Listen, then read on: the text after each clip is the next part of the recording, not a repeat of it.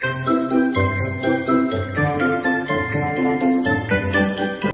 got me, baby, I got your back. Looking at you, thinking about all of the ways that you know me, I can't get enough.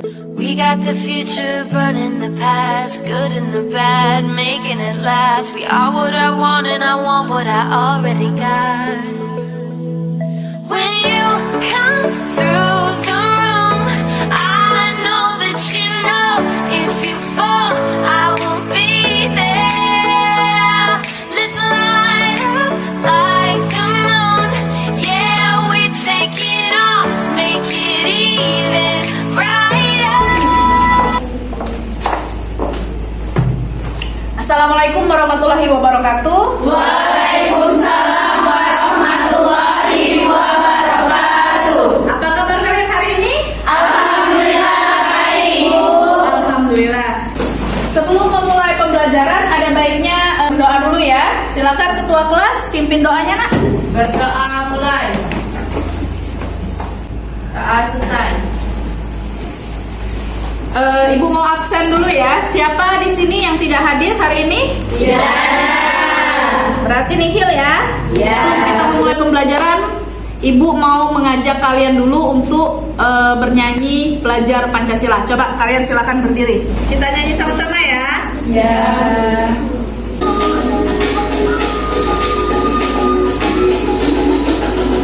Bangunan engkaulah matamu, saatnya meraih mimpimu. Arahkan pandangan ke depan, Tuhan akan menuntunmu. Kita belajar Pancasila, kita bernafas dalam sila-silanya. Ya, terima kasih. Silakan duduk kembali. Sebelum Ibu masuk ke materi, Ibu mau tanya dulu, siapa yang masih ingat dengan materi kita minggu kemarin? Saya Bu. Ya, Rizka. Materi kemarin kita membahas teori masuknya kerajaan Hindu-Buddha di Indonesia. Ada beberapa teori, yaitu teori Brahmana, Ksatria, Waisa, Sudra, dan teori arus balik. Kemudian ada beberapa contoh kerajaan-kerajaan bercorak Hindu-Buddha di Indonesia. Salah satunya Kerajaan Sriwijaya, Tarumanegara, Mataram kuno, dan Kerajaan Kalinga. Iya, benar sekali. Kita kemarin sudah membahas mengenai teori masuknya ajaran agama Hindu-Buddha ke Indonesia, dan begitupun juga dengan kerajaan-kerajaan yang bercorak Hindu-Buddha ke Indonesia. Nah, siapa yang tahu kita akan mempelajari tentang apa hari ini? Saya Bu. Ya, Rizky? Materi tentang masuknya agama Islam di Indonesia. Ya, hari ini kita akan membahas tentang masuknya ajaran agama Islam ke Indonesia. Namun sebelum kita masuk situ, Ibu mau memberitahukan kalian dulu apa saja tujuan pembelajaran kita hari ini. Yang pertama yaitu setelah mengikuti proses pembelajaran melalui metode ceramah dan pengamatan video kelompok, peserta didik diharapkan dapat menganalisis kerajaan Islam ke Indonesia. Sebelum memulai pembelajaran juga Ibu akan mengingatkan kalian kembali, memberitahukan kepada kalian bahwa dalam proses pembelajaran kali ini Ibu akan melakukan 3 penilaian. Yang pertama penilaian sikap, yang kedua penilaian keterampilan, dan yang ketiga penilaian pengetahuan. Masuk ke materi, Ibu mau tahu dulu seberapa pahamnya kalian dengan materi yang akan kita bahas hari ini. Ibu akan bagikan di sini soal pretest, kalian kerjakan ya. Jangan lupa tulis nama. Ibu beri waktu 5 menit ya.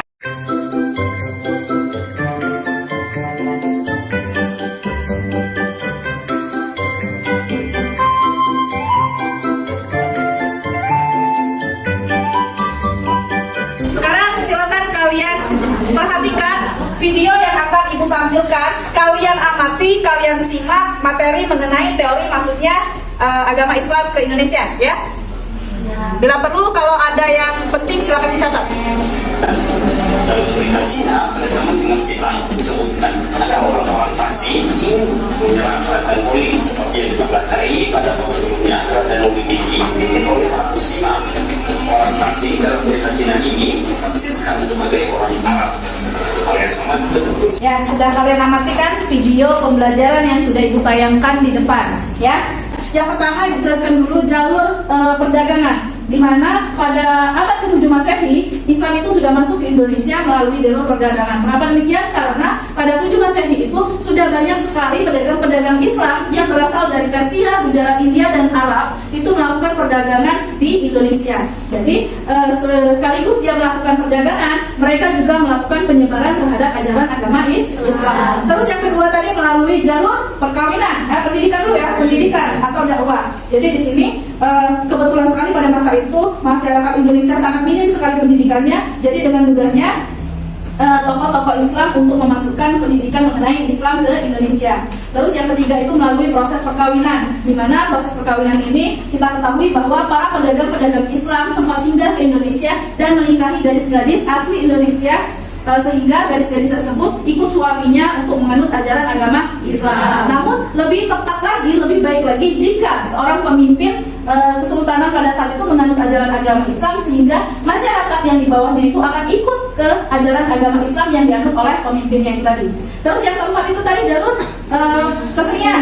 Nah, lewat jalur kesenian ini biasanya lewat dari wayang kulit, terus juga gamelan dan ketoprak ya di situ.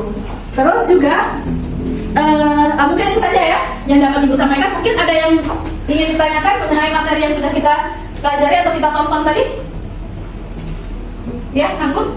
Tadi kan sudah membahas teori masuknya Islam dan proses Islamisasi. Iya. Apakah ada kan kerajaan bercorak Islam di Indonesia? Iya.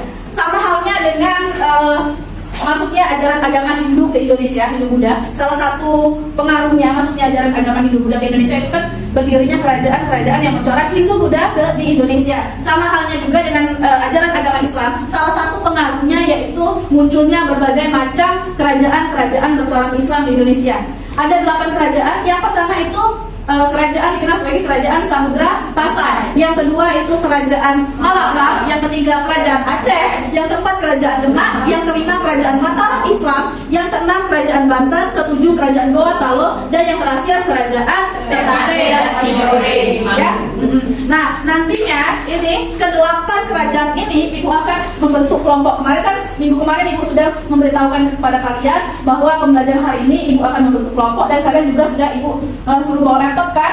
Ya. Bawa nggak laptopnya? Bawa. Sekarang Ibu akan membagi kelompok ya, masing-masing kelompok nanti akan membahas satu kerajaan ya. Sekarang Ibu bagi kelompok satu itu ada Yulia, Aisyah dan Anggun.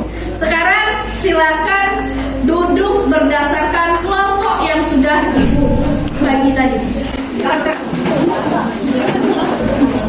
Buka ya, buka laptopnya. Nah, ini Ibu akan membagikan LKPD, di mana LKPD ini nantinya ada beberapa runtutan yang harus kalian kerjakan. Ini kelompok satu.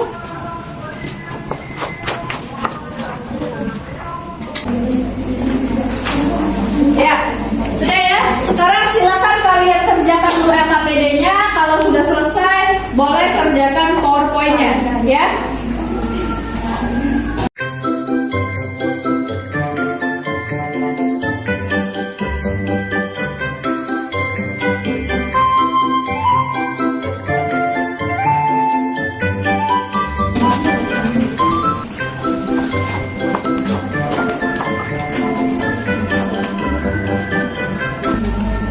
Sudah selesai ya? Sekarang silakan untuk kelompok satu maju untuk mempresentasikan makalahnya. Silakan maju. Yang lain, untuk kelompok yang lain silakan diperhatikan ya. Jika nanti ada yang kurang jelas silakan ditanyakan. Silakan dimulai kelompok satu. Assalamualaikum warahmatullahi wabarakatuh. Waalaikumsalam warahmatullahi wabarakatuh. Selamat pagi Ibu Guru dan teman-teman yang berbahagia. Pertama-tama marilah kita panjatkan puji syukur kehadiran Allah Subhanahu wa taala yang mana telah memberikan rahmat sehingga dapat berkumpul di ruangan ini. Kerajaan Samudra Pasai terletak di Aceh. Kerajaan Samudra Pasai merupakan kerajaan Islam pertama di Indonesia. Kerajaan Samudra Pasai didirikan oleh Meurah Silu pada 1267 Masehi. Setelah masuk Islam, Meurah Silu berganti nama Malik As-Soleh. Ia bergelar Sultan Malik As-Soleh. Selanjutnya yaitu sesi tanya jawab untuk teman-teman. Jika jika ada yang mau bertanya dipersilakan. Ya, silakan Rina. Assalamualaikum warahmatullahi wabarakatuh. Waalaikumsalam warahmatullahi wabarakatuh. Perkenalkan, nama saya Lucia Septa dari kelompok 2 ingin bertanya. Pada masa pemerintahan siapa kerajaan Samudra Pasai mencapai puncak kejayaan? Silakan dijawab untuk pertanyaan kelompok 2 dan kelompok 4. Assalamualaikum warahmatullahi wabarakatuh. Waalaikumsalam warahmatullahi wabarakatuh. Saya akan menjawab pertanyaan dari kelompok 2. Jawabannya, kejayaan Kerajaan Samudra Pasai terjadi saat pemerintahan Sultan Malik At-Tahir II atau Sultan Ahmad. Kejayaan tersebut dibuktikan dengan catatan Marco Polo yang menyebutkan bahwa pusat dan dari perdagangan yang sangat berkembang terjadi pada saat pemerintahannya. Dan jelas. Ya. Baik, mungkin ini saja penampilan kelompok 1 ya. Silakan duduk dan kita tepuk tangan.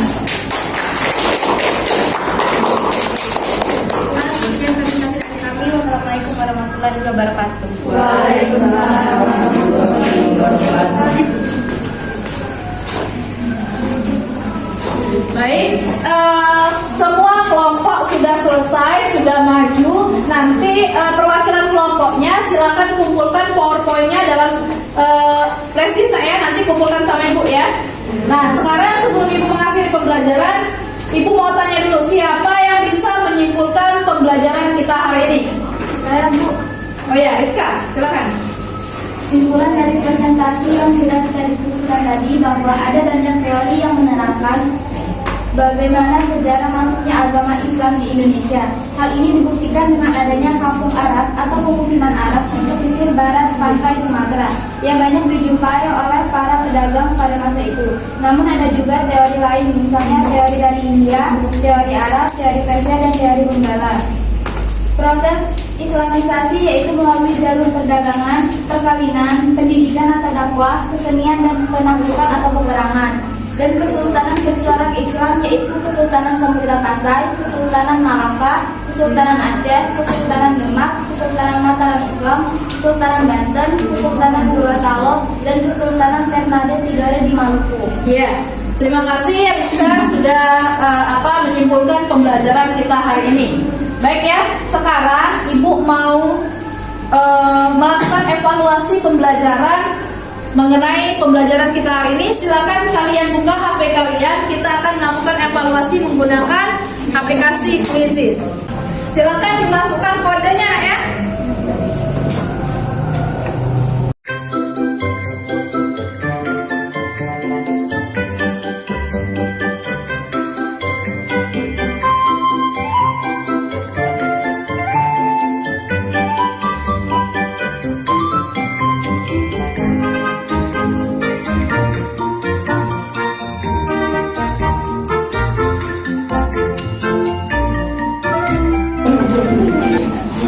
Ya sudah selesai ya. Ibu perhatikan di sini sudah hampir semuanya 100% sudah benar mengisi jawabannya. Dan sekarang silakan kalian duduk sesuai tempat duduknya masing-masing lagi. Sudah ya? Tadi kita sudah melakukan pembelajaran, kalian sudah diskusi, kalian juga sudah melakukan evaluasi pakai quiz. Sekarang Ibu mau mengajak kalian untuk melakukan refleksi pembelajaran. Coba siapa yang bisa merefleksi pembelajaran kita hari ini? Saya, Bu. Ya, Ade, kenapa? Pembelajaran untuk hari ini sangat menyenangkan. Dan juga saat pembagian kelompok, kita bisa saling berdiskusi tentang materi yang sedang dipelajari dan membantu untuk lebih cepat memahami materi tersebut. Ya, berarti pembelajaran kita hari ini menyenangkan ya. Kalian juga dengan cepat paham. Dan tadi juga sudah Ibu lihat proyek yang sudah kalian kerjakan berupa PowerPoint. Dan Ibu juga lihat tadi kreativitas kalian dalam membuat PowerPoint itu juga sudah bagus. Ya, demikian pembelajaran kita hari ini. Untuk tugas di rumah, kalian silakan kerjakan halaman 243 di buku paket ya. Yang pilihan gandanya saja, minggu depan Ibu periksa. Terus juga jangan lupa minggu depan kita akan belajar mengenai masuknya bangsa Eropa ke Indonesia. Jadi tolong kalian pelajari dulu ya. Paham? Wassalamualaikum warahmatullahi wabarakatuh. Waalaikumsalam